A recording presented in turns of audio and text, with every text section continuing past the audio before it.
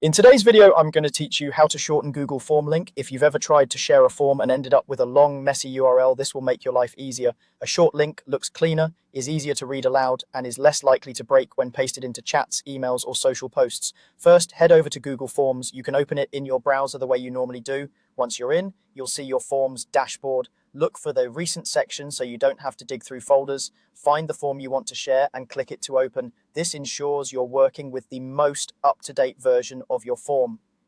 With your form open, move your attention to the top right area of the screen. You'll see sharing options there. Click the link icon or the option that generates the responder link. This is the link viewers will use to fill out your form, not the edit link you use to build it.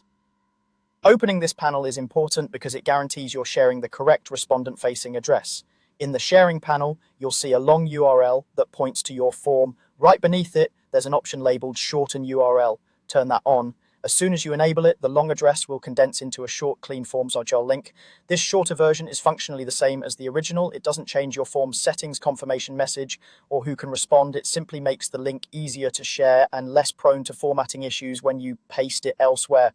Now that you've shortened the link, click copy. This places the short URL on your clipboard so you can drop it wherever you need. From here, you can paste it into an email, add it to a document, include it in a presentation, or post it in a chat or social media caption.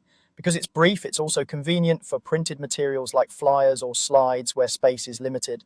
A couple of quick tips to keep in mind as you share. If you manage multiple forms, consider adding context around the link when you paste it, like a brief title or due date, so recipients know exactly what they're opening. And remember, the shortened link always directs back to your original form, so any edits you make to questions or settings will apply no matter which version of the link people use.